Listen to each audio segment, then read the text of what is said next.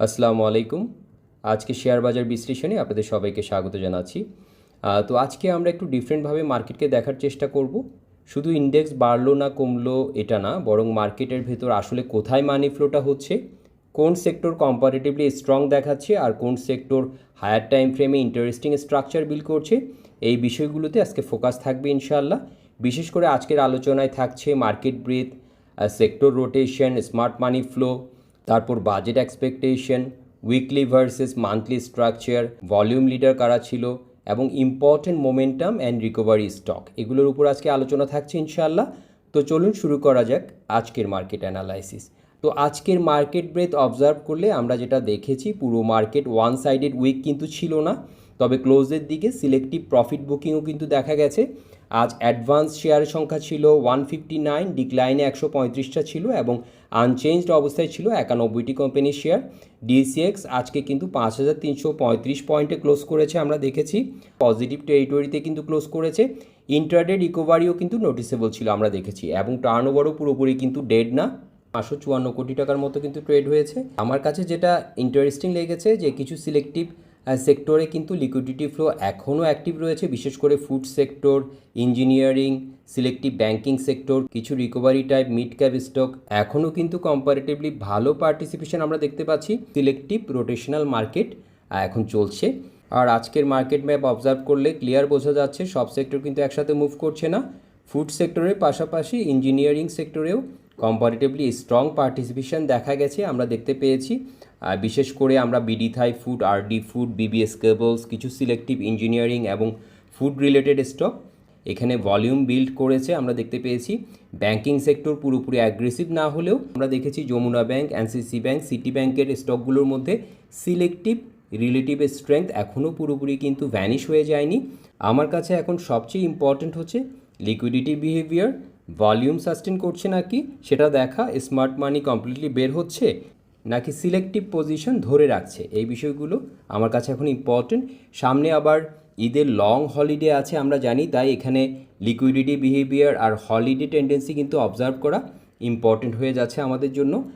তো ভিউয়ার্স, এখন যদি ওভারঅল মার্কেট স্ট্রাকচারটা যদি দেখি, ডেইলি চার্টে previously double bottom structure develop হচ্ছিল, যেটা নিয়ে গতকালকে আমি বলেছি, গত ট্রেডিং সেশনে আলোচনা হয়েছে। মার্কেট ইতিমধ্যে সেই নেকলাইন জোন ব্রেকআউট করেছে। সবচেয়ে ইম্পর্টেন্ট বিষয় হচ্ছে ব্রেকআউটের পরে মার্কেট এখন সেই জোনের উপরে হোল্ড করার চেষ্টা করছে। বর্তমানে ইএমএ রিক্লেম হয়েছে, আমরা দেখেছি আরএসআই রিকভারি কনফার্ম করেছে এবং প্রাইস অ্যাকসেপ্টেন্স ব্রেকআউট জোনের উপরে আছে, আমরা দেখতে পাচ্ছি। আমরা যেহেতু 5300 থেকে 5360 জোনকে একটা ইম্পর্টেন্ট রিজেকশন এরিয়া হিসেবে অবজার্ভ করছিলাম, মার্কেট এখন সেই জোনের মধ্যেই কিন্তু ট্রেড করছে। তাই এখন সবচেয়ে ইম্পর্টেন্ট হবে ব্রেকআউট সাস্টেন করতে পারে কিনা সেটা দেখা, 5360 জোন ডিসাইসিভলি ব্রেক করতে পারে কিনা, ভলিউম কন্টিনিউশন আসে কিনা। যদি মার্কেট এই রেজিস্ট্যান্স জোনের উপর অ্যাকসেপ্টেন্স বিল্ড করতে পারে, তাহলে নেক্সট এক্সপানশন ফেজ ডেভেলপ হওয়ার পসিবিলিটি আরও কিন্তু বেড়ে যাবে। তবে এখান থেকে যদি শর্ট টার্ম কনসলিডেশন বা রিটেস্ট আসে, আমি কিন্তু পার্সোনালি অবাক হব না। আর এখন সামনে বাজেট থাকায় মার্কেটে এক্সপেকটেশন বিল্ড হওয়াটা খুবই স্বাভাবিক। হিস্টোরিক্যালি আমরা দেখেছি বাজেটের আগে কিছু পলিসি সেন্সিটিভ সেক্টরে আর্লি পজিশনিং শুরু হয়, বিশেষ করে ব্যাংকিং, ফুড, ইঞ্জিনিয়ারিং, ম্যানুফ্যাকচারিং, এই সেক্টরগুলোর দিকে মার্কেট আগে থেকে কিন্তু নজর দিতে শুরু করে। এখনও অনেক ক্ষেত্রে অ্যাকচুয়াল অ্যানাউন্সমেন্টের আগেই কিন্তু এক্সপেকটেশন প্রাইজিং মার্কেটে রিফ্লেক্ট হতে দেখা যাচ্ছে। তবে এখানে একটু কেয়ারফুল থাকা ইম্পর্টেন্ট বলে আমি মনে করি, কারণ এক্সপেকটেশন বিল্ড হওয়া আর অ্যাকচুয়াল পজিটিভ আউটকাম সবসময় কিন্তু সেম হয় না। আর আজকের মার্কেটে ভলিউম পার্টিসিপেশন যদি অবজার্ভ করি, তাহলে কিছু stock clearly market attention attract করেছে, আমরা দেখতে পাচ্ছি, যেমন BD Thai food, RD food, Jamuna bank, NCC bank, city bank, BBS cables, এই স্টকগুলোতে আমরা কম্পারেটিভলি ভালো লিকুইডিটি পার্টিসিপেশন দেখতে পেয়েছি। অন্যদিকে কিছু স্পেকুলেটিভ কাউন্টারেও কিন্তু ভলিউম এসেছে, বিশেষ করে পিএলএফএসএলের কথা আমি বলতে চাই। আমরা কিন্তু দেখেছি শর্ট টার্ম অ্যাক্টিভিটি এটার মধ্যে দেখা গেলেও হায়ার টাইম ফ্রেম স্ট্রাকচার এখনও কিন্তু পুরোপুরি স্টেবল না।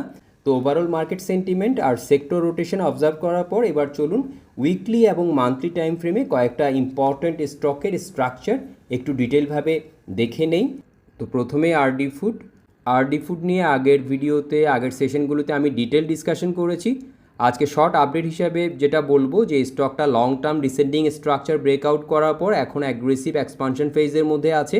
উইকলি এবং মান্থলি টাইম ফ্রেমে এখনও দেখা যাচ্ছে strong volume participation, EMA reclaim, higher time frame, reversal attempt. তো আজকে শর্ট টার্ম কারেক্টিভ প্রেশার এসেছে আমরা দেখেছি, তবে মুভটা অলরেডি অনেক এক্সটেন্ডেড হয়ে আপার ফিব এক্সটেনশন জোনে চলে যাওয়ায় এই ধরনের কুলিং অফ কিন্তু খুব একটা অ্যাবনর্মাল কিছু না। তাই এখন থেকে volatility, short term cooling off, temporary pullback এবং কনসলিডেশন এখান থেকে কিন্তু আসাটা খুবই নর্মাল। এখন যেটা ইম্পর্টেন্ট হচ্ছে ব্রেকআউট জোন হোল্ড করতে পারছি কি না, ভলিউম সাস্টেন করছি কি না, প্রাইস অ্যাকসেপ্টেন্স মেনটেন করতে পারছি কি না। তো overall higher time frame structure কিন্তু এখনও পুরোপুরি উইক হয়ে যায়নি আমরা যেটা দেখতে পাচ্ছি। এরপর বিডি থাই ফুড, আজকের স্ট্রংগেস্ট লুকিং কন্টিনিউশন স্ট্রাকচারগুলোর মধ্যে বিডি থাই ফুড কিন্তু অন্যতম। আমরা দেখতে পাচ্ছি উইকলি টাইম ফ্রেমে কিন্তু স্টকটি এখনও long term recovery to expansion ফেজে আছে। আজকের স্ট্রং ক্লোজ এবং কন্টিনিউশন স্ট্রেংথকে সাপোর্ট করছে।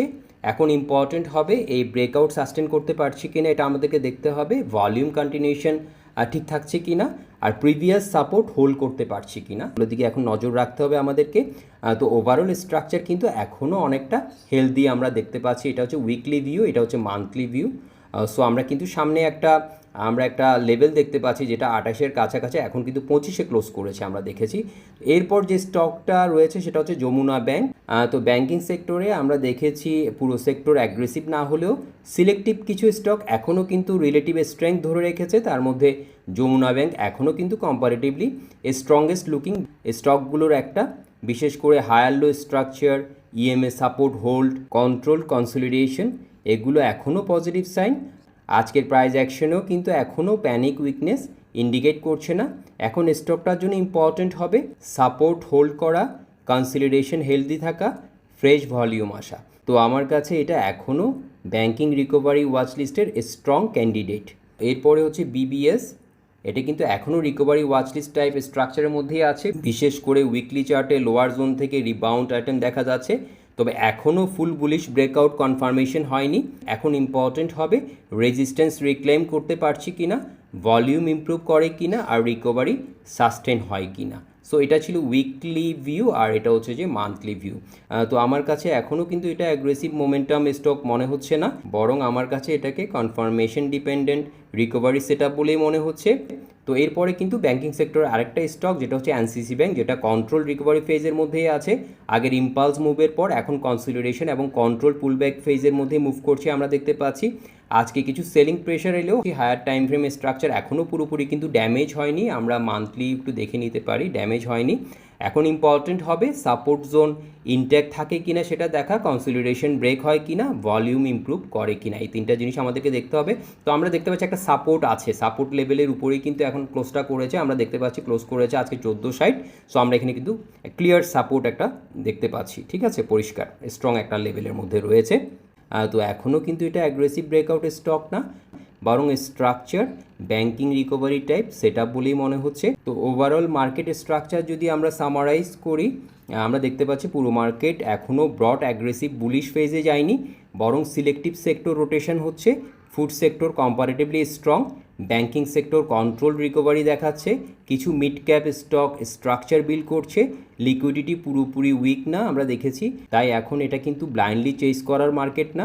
আমার মতে এখন সবচেয়ে ইম্পর্টেন্ট হচ্ছে structure, volume, confirmation, risk management. তো ভিউয়ার্স, আজকের মার্কেট অ্যানালাইসিস এ পর্যন্তই। ভিডিওটি ভালো লাগলে অবশ্যই লাইক করবেন এবং শেয়ার করবেন। কমেন্ট করে জানাবেন আপনাদের ওয়াচ লিস্টে কোন স্টকগুলো রয়েছে।